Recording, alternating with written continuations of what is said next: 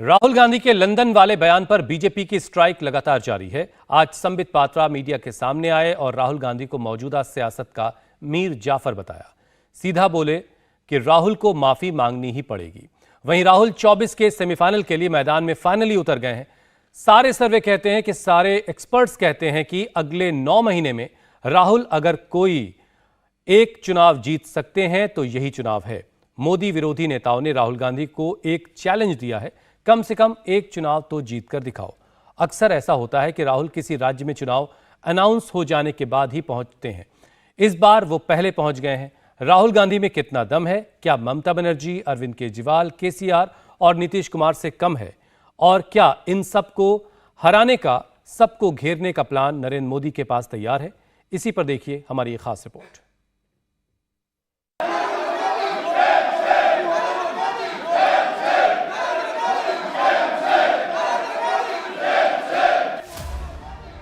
Freedom app से सीखकर आप चॉकलेट बनाते हैं क्या? अगर ऐसा है तो आप अपने चॉकलेट्स को 1 करोड़ फ्रीडम ऐप के जो ग्राहक हैं उन्हें बिना किसी खर्चे के आप उसे बेच सकते हैं। क्यों कर रहे हो?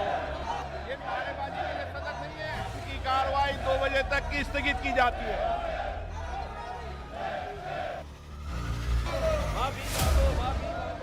संसद बैठी तो राहुल माफी मांगो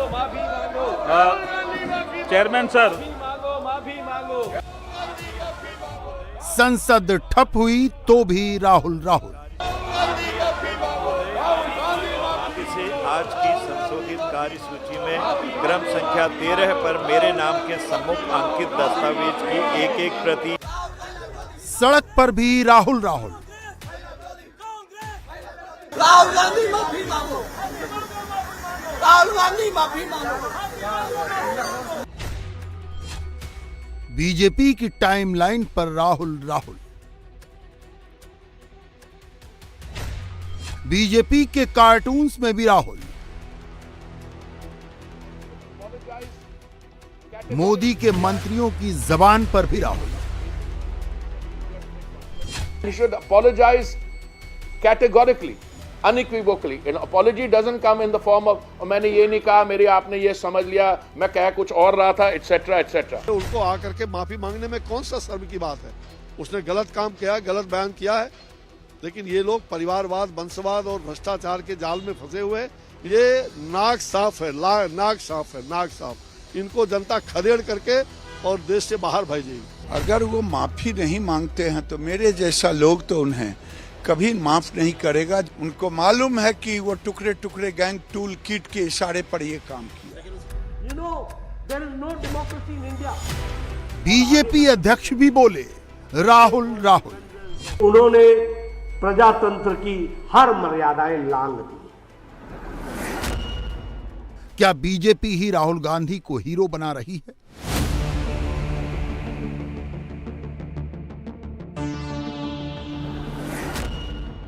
क्या बीजेपी ही राहुल गांधी की टीआरपी बढ़ा रही है? नरेंद्र मोदी के सियासी विरोधियों की कोई कमी नहीं। एक ढूंढो तो 1000 मिलते हैं। लेकिन बीजेपी और उसके नेता पिछले 7 दिनों से मोदी के दूसरे किसी भी विरोधी का नाम नहीं ले रहे। खुद प्रधानमंत्री भी राहुल गांधी पर ही हमले करते हैं। दुर्भाग्य है कि लंदन में ही भारत के लोकतंत्र पर सवाल उठाने का काम किया गया। भारत के लोकतंत्र की जड़ें हमारे सदियों के इतिहास से सींची गई है। दुनिया की कोई ताकत भारत की लोकतंत्र की परंपराओं को नुकसान नहीं पहुंचा सकती। बावजूद इसके कुछ लोग भारत के लोकतंत्र को लगातार कटघरे में खड़ा कर रहे हैं। बीजेपी इन दिनों ममता बनर्जी का नाम नहीं ले रही। नीतीश कुमार पर सिर्फ बिहार बीजेपी के नेता बोलते हैं। केजरीवाल पर भी बीजेपी में सन्नाटा है। ठाकरे अब कोई मुद्दा नहीं दिख रहे। बीजेपी में ऊपर से नीचे तक राहुल ही राहुल हो रहा है। कांग्रेस ने इसे सावरकर वर्सेस गांधी का टर्न दिया तो बीजेपी भी उसी लाइन पर बढ़ चली।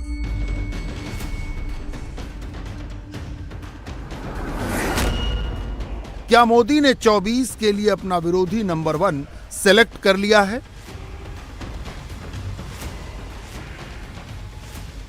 बीजेपी ने जिस तरीके से राहुल को हेडलाइन दी उससे ममता बनर्जी परेशान है, अखिलेश यादव परेशान है, केजरीवाल परेशान है, केसीआर परेशान है। याद कीजिए 22 का यूपी चुनाव, प्रधानमंत्री ने लाल टोपी और रेड सिग्नल कहकर अखिलेश का विरोधी चुन लिया था। नुकसान मायावती का हो गया। यूपी चुनाव में मुसलमानों ने मायावती को वोट ही नहीं दिया। क्या 24 में वैसा ही नुकसान ममता अखिलेश केजरीवाल को होने वाला है? क्या इसीलिए थर्ड फ्रंट कैंप में यह स्ट्रेटजी बनी है कि मोदी से बाद में लड़ो, पहले राहुल गांधी से लड़ो? 24 में मोदी से कौन लड़ेगा? क्या राहुल गांधी लड़ेंगे या अरविंद केजरीवाल लड़ेंगे? ममता बनर्जी लड़ेंगी या अखिलेश यादव लीडर होंगे? क्या नीतीश कुमार को सब नेता मान लेंगे? क्या अनुभवी शरद पवार और केसीआर में से कोई नेता बनेगा? उद्धव ठाकरे का कितना चांस है? या इन सब को पीछे छोड़कर कोई और नेता मोदी से लड़ेगा? 24 के लिए अभी मोटे तौर पर 3 फ्रंट दिख रहे हैं। फर्स्ट फ्रंट नरेंद्र मोदी का है,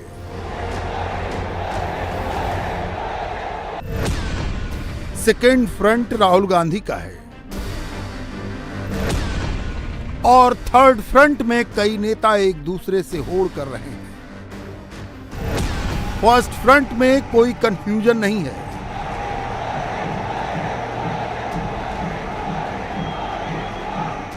मोदी नेता हैं और सबको मान्य है। सेकेंड फ्रंट के बारे में कांग्रेस ने क्लियर कर दिया है कि राहुल गांधी की लीडरशिप पर कोई समझौता नहीं होगा।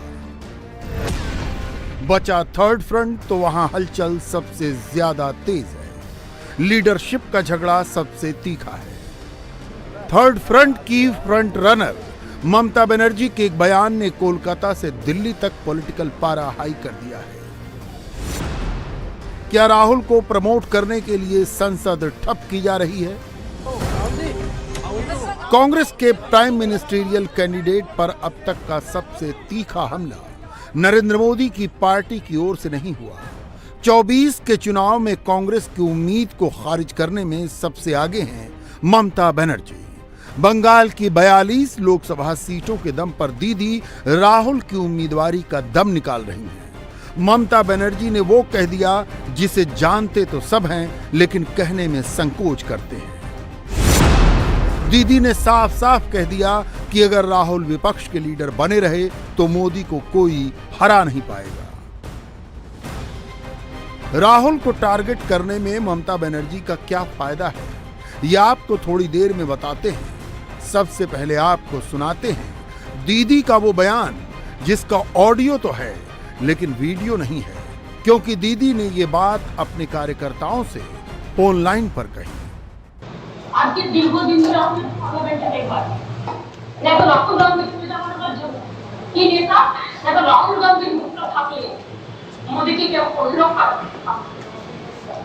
কারণ ও রাহুল গান্ধী হচ্ছে মোদির সবচেয়ে বড় পার্টি বললাম আমরা বুঝে সবচেয়ে বড় টিআরপি সরকার বলে আমরা তো কোনো দেখেছি যে বাইরে কে ইন্দোনেশিয়া তার আমরা তো চাই পার্লামেন্ট খোলা থাকুক, আগামী ব্যাপারে কেন আগামী ব্যাপারে আলোচনা হোক, কেন গ্যাসের ব্যাপারে আলোচনা হচ্ছে না, কেন গ্যাসের ব্যাপারে আলোচনা হচ্ছে না। আবার ইউনিফর্ম সিভিল কোড প্লেস করেছে এই সুযোগে আমরা ইউনিফর্ম সিভিল কোড মানি না এবং আমরা করতেও দেবো না। এনআরসিও করতে দিয়েছি, মনে রাখবেন এটা আমার গভর্নমেন্টের হাতে, এটা অন্য রাজ্য করলেও আমি করবো না। আমি এনআরসিও করতে পারবো না, আমি কেউ করতে পারবো না। যখন ইউনিফর্ম সিভিল কোড আমরা পাই না, এটা মেনটেন করতে হবে। কত কাজ, কত রিলিজ, কত ক্রিম। ममता बनर्जी के कहने का लबोलुआब ये है कि उनकी पार्टी तो संसद चलाना चाहती है, लेकिन बीजेपी संसद चलने नहीं दे रही और मोदी राहुल गांधी को हीरो बना रहे हैं। ममता को लगता है कि राहुल को हेडलाइन में रखने के लिए ही उनके घर पुलिस भेजी गई है।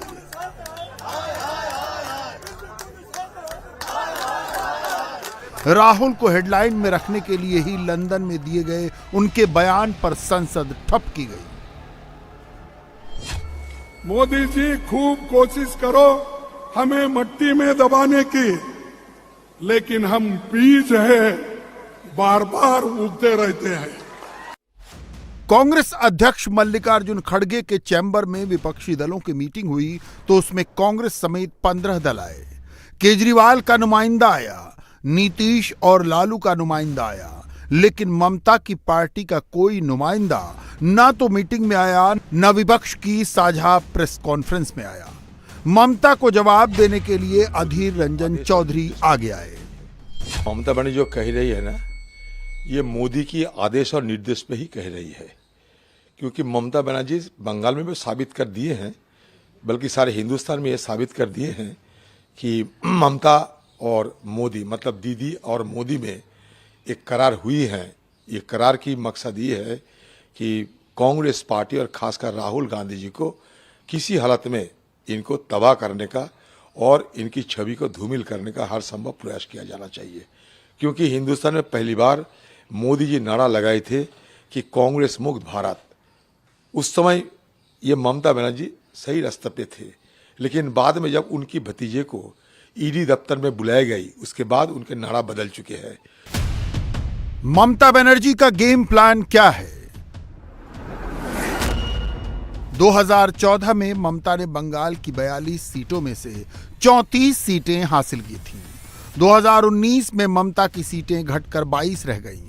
2024 में ममता का टारगेट बंगाल की 40 सीटें जीतने का है।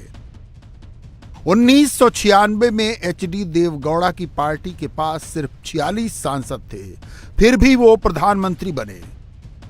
ममता वही रिपीट करना चाहती हैं, जबकि विपक्ष के दूसरे तमाम नेताओं को यह मालूम है कि जमाना मोदी का है, गठबंधन सरकारों का दौर खत्म हो चुका है।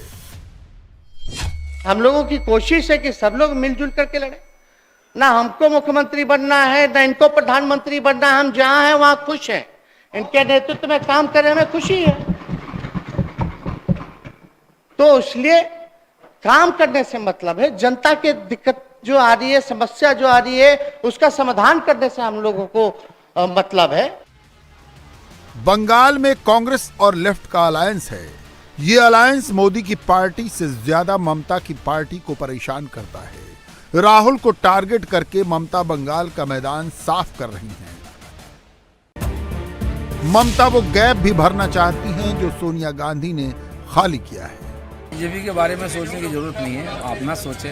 पिछले चुनाव में तो खुद प्राइम मिनिस्टर बनने के लिए बहुत दौड़ भाग की थी, नतीजा देखा 1 दर्जन सीट हमने छीन लिया उससे। तो इसलिए फिर बीच में गोवा, असम, त्रिपुरा सबका अभियान हो गया है, हाथ कुछ नहीं लगा। इसलिए उनको लग गया कि अब भागा दौड़ी करके फायदा नहीं, बंगाल बचाने से काफ़ी होगा। अखिलेश जी का पास काफ़ी टाइम है, आगे कोई काम नहीं है, इसलिए पॉलिटिकल टूरिज्म में निकले हैं। बंगाल से शुरू किया, देखते हैं कहाँ पहुँचते हैं। ममता राहुल में से किसे देखते हैं कि जो पीएम मोदी को चैलेंज कर सके? क्यों पड़े हो चक्कर में, कोई नहीं है टक्कर में। 2021 में ममता ने मोदी की महाशक्ति से लड़कर बंगाल की सत्ता हासिल की। विपक्ष के दूसरे नेताओं के लिए ममता ने एक बड़ी लाइन खींच दी। राहुल अब तक वैसा कोई करिश्मा नहीं दिखा पाए। चुनाव में जहां भी मेरी जरूरत पड़ेगी, जिस डिस्ट्रिक्ट में आप चाहते हो, मैं जाने को तैयार हूं। बीजेपी को हम मिलके हराएंगे। भारी बहुमत से कांग्रेस पार्टी को यहां चुनाव जिताएंगे। लगभग 4000 किलोमीटर की पैदल भारत जोड़ो यात्रा करके राहुल ने जो मोमेंटम बनाया वो हाल के विधानसभा चुनावों में खत्म हो गया। राहुल के पास राजनीति और शासन दोनों का अनुभव नहीं है। ममता बनर्जी दोनों मामले में राहुल से बहुत सीनियर है। दूसरी बात यह है कि राहुल 2 बार मोदी से मात खा चुके हैं और विपक्ष में राहुल की लीडरशिप पर कोई सहमति नहीं बन रही। दिल्ली में पार्लियामेंट हाउस में मैंने अदानी जी के बारे में भाषण दिया कि हिंदुस्तान में सारे के सारे बिजनेस, सारी की सारी इंडस्ट्रीज फ्रीडम ऐप से सीखकर आप चॉकलेट बनाते हैं क्या? अगर ऐसा है तो आप अपने चॉकलेट्स को 1 करोड़ फ्रीडम ऐप के जो ग्राहक हैं उन्हें बिना किसी खर्चे के आप उसे बेच सकते हैं। उनके हवाले की जा रही हैं, उनको दी जा रही हैं, चाहे वो एयरपोर्ट हो, पोर्ट्स हो, सड़कें हो, सारी की सारी चीजें अदानी जी को दी जा रही हैं। राहुल एक मायने में तो लकी हैं कि हेडलाइन उन्हीं की बन रही है, पॉजिटिव हो या नेगेटिव। अपोजिशन के एक्सेल वही नजर आते हैं। चर्चा में बने रहने का संकट इतना बड़ा है कि केजरीवाल की पार्टी अमृतपाल के मुद्दे पर दिल्ली में 4 प्रेस कॉन्फ्रेंस कर डालती है। राहुल गांधी मोदी से मुकाबले में बने रहें, इसके लिए जरूरी है कि वो अपना सपोर्ट बेस बढ़ाएं और राहुल का सपोर्ट बेस बढ़े। इसके लिए जरूरी है कि वो जीत कर दिखाएं। जैसे ममता ने बंगाल को जीता, उसी तरह अगर राहुल कर्नाटक और मध्य प्रदेश जीत कर दिखा दें तो 24 का इक्वेशन चेंज हो सकता है। अगर ऐसा हुआ तो ममता का नजरिया भी बदल सकता है। तब तक राहुल फायरिंग रेंज में ही रहेंगे। इंडिया टीवी हर वक्त हर जगह डाउनलोड करने के लिए सर्च करें India TV news Google play store या ऐप स्टोर पर।